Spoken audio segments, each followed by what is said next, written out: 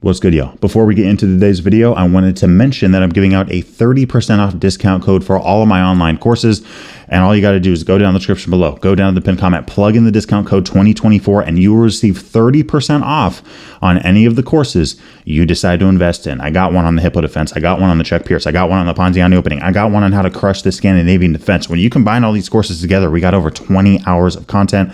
I hope you guys enjoy it. Again, 30% off discount code, only good until the end of this year. Plug in the code 2024 and you'll get that 30% off. Let's head over to the video. Let's say you try to get the hippopotamus defense, but you're not able to. Is that a problem? Not at all. Here in this game, I'm going up against a grandmaster from the US. I mean, strong player here. We're playing, blitz chess here, 3 minutes on the clock each. And white starts out this game with the move of e4. I end up going with my usual 1 and 2. Now, with the hippo, I'm usually going 3. Usually tucking those knights. Right? But we see the move here of h4. And this video is not just going to be helpful for you hippo players, but really for those of you that play the modern defense. If you have a modern defense here and white starts playing h4, you might have to, adjust what you play depending on your usual modern defense approach. Now, I often play the hippopotamus defense. In this case, if I play a hippo, or if I try to, right, let's say I play h6 to try to slow down h5, right, and then, I play g5 there. There's different things that can happen, but overall, when white has all that pressure on the king side of the board, these positions can be very difficult. Even if white doesn't play that immediately, let's say they play f4 and we just play, we keep trying to play our little hippo. Well, now if h5, g5, this is getting tough, right? White can just capture on g5, and this is a lot of theory. The engine here says to play c5, but white does have a better position. They're not winning, but it is better. So going back against the move h4 here, and I talk about this in my over 6-hour course on the hippo, right? There's certain times in the hippo where it's okay to get out of the hippo, right? Your opponent just played the move of h4 on move 3. It's okay to get out of the hippo. In this case, d5, right? This is the best move that we have. We're right around dead even now, striking in the center of the board. By playing h4, white is looking towards h5, but they also weakened this square of g4, which is very important. A bishop can go in there at some point. A knight can jump into g4 at some point as well. White is already weakening their position. And if a move like e5 here, c5, let's just start putting pressure. If you want to play c3, let's keep adding more pressure. If you take, thank you for the centralized pawn. c5 is on our side of the board, and it's doubled, and it's prone to queen a5 checks in the future. Looking to fork the king and the pawn on c5. And if a move like h5 now, when you see this kind of idea, if you're playing the modern or really any kind of chess opening where you look to fianchetto and then your opponent starts pushing one of these pawns like crazy, you can just kind of ignore it. You don't got to take it. You don't have to. Depends on the position. But in this case, if white takes, we're not taking back with the f pawn because then their rook is way better than ours. But we'll just take with the h pawn. You just spent so much time pushing this pawn. 1, 2, 3. For what? Just to trade rooks? Not good for white. Black is winning this position. Or if they're not winning, it's very close. So d5 here. This is what I recommend. Again, if e5, c5, go crazy. Against that pawn on d4. If a move like knight c3, we can take on e4, and now we are unleashing against the pawn on d4. In the game here, we have e takes d5. All right, let's capture with the queen. Now, again, we're not in a hippopotamus defense, but that's okay. Guys, no chess opening. No chess setup, that is, right? In terms of setting up a position, 10, 12 moves in is indestructible, right? There's going to be certain things against any kind of setup you get. If it's Kali Zuckertort, if it's a hippo, if you're trying to play, a very, solid, strong, accelerated London, there's going to be certain openings, certain gambits, certain moves that aren't going to allow you to do it. That doesn't mean that your position's worse, though. Oftentimes, in order to stop these kind of setups, white has to play, or black has to play, very weird moves, very strange ideas that aren't very fundamental and aren't very good at the end of the day. In this case, queen takes d5, we're putting a ton of pressure on that pawn. If you want to play a move like knight f3, we can pin that knight. In the game here, my opponent goes with bishop e3, we have knight f6. Knight f6, continuing to develop, c4, queen a5 would check. This is a key spot in these kinds of positions, kind of a Scandi type idea, right? And in the game, queen d2 is played. If it's something like knight c3, right, we can play knight g4. Just start going after that bishop.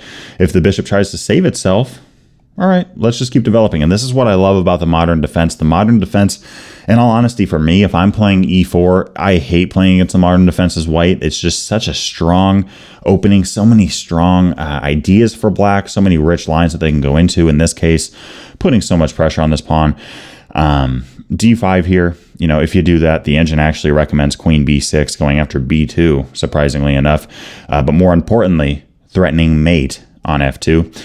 And yeah, I mean, if a move like knight f3, we can castle here. Knight takes d4. Knight takes d4. We have so much development, so much activity. Our bishop on g7 is fantastically placed. And after knight takes, we're going to pin the knight. No pawn can support it. If you try to support it with the bishop, we can take it, then play c5. This knight is going to drop. So queen a5 would check. In the game here, we have queen d2. I ended up capturing off the queen. And after knight takes d2, up to this point, I've played pretty much perfectly. But here is where I didn't play the best move. I played knight c6. This is the second best option, but the best move here is knight to g4. Knight to g4, going after that bishop. If you want to move the bishop, I'm taking your pawn on d4, going after b2 and f2 as well. So, you know, that's just a great move there. And again, guys, we got to keep an eye on the fact that white played h4 on move 3. That is such a committal move. White didn't play h4 later on when they kind of saw our piece placement. They knew where we were at. They knew how we couldn't get to certain spots. No, they played it right away. We haven't even developed yet. Let's develop in a fashion so that we can target those spots. And g4 in particular is a very easy target to spot because, I mean, a natural classical knight f6, and you're already right there. In the game here, I played knight c6, knight g4, going after that bishop on e3. Knight gf3 is played. I ended up going with h5. Now there, knight b4, great move. Great move. I mean, white has so many weaknesses here. They've pushed their pawns so far. They have 3 pawns on the 4th rank, 0 on the 3rd, and knight b4 there, threatening fork, eyeing a2, all that kind of stuff. That's a really good move to play.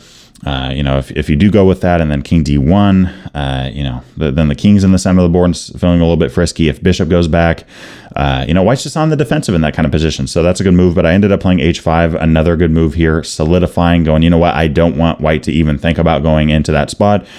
And yeah, I mean, h5, castling queenside is played. I ended up playing bishop f5, really looking to slice and dice and just gain some activity. White's king cannot move. Now, I know there's not queens on the board. I mean, obviously, there's always kings on the board, but there's no queens on the board, right? And just because queens are off the board doesn't mean attacking chess is not in play. Doesn't mean that threats can't take place. Doesn't mean that a developmental advantage isn't important. In this kind of position, white is technically up in development, but our piece structure is just way better. Look at white's pieces. They're all clumped together. None of them are amazing me.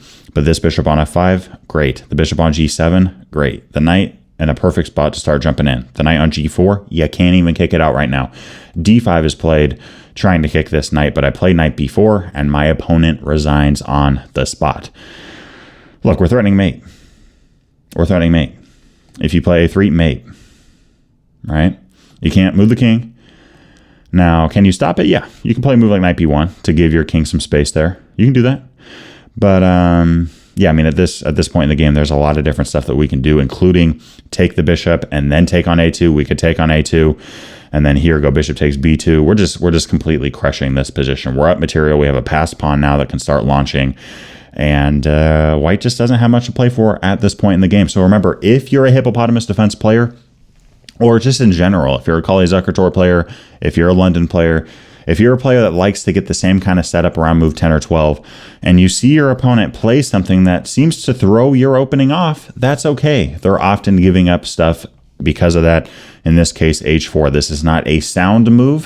White's okay here technically, but this gives up white's advantage in a lot of ways, and g4 is weakened. This is a weakening move, playing h4 this early on in the game. Now, sure, you can play f3 and then strengthen g4, but then g3 is going to be very weak because neither h2 or f2 guard it. And again, we're striking immediately with d5. And if you try f3 here, well, we're going to take, and again, we're unleashing on your pawn. We have more development than white does. I mean, even when you play the modern and white goes with, okay, I'm going to move up my pawns twice. Guys, when we're counting development, we're not counting pawns. We're counting pieces. Black is up development if you're counting pieces here with bishop g7. Now, sure, you can argue that white's going to castle faster. That's fine. What I'm trying to say is that by getting this bishop to g7 fast, there's so many benefits, so many lines. I mean, one of them, knight c3 here. Let me know if you want to see a video on this move of d5. This is an engine move here with the Bittenberger Gambit. I've been looking more at this lately. I'm thinking about playing it in tournament chess soon and seeing how it goes. But let me know if you want to see a video on this move of d5 against one of white's scariest setups against the modern with knight c3. See y'all in the next video.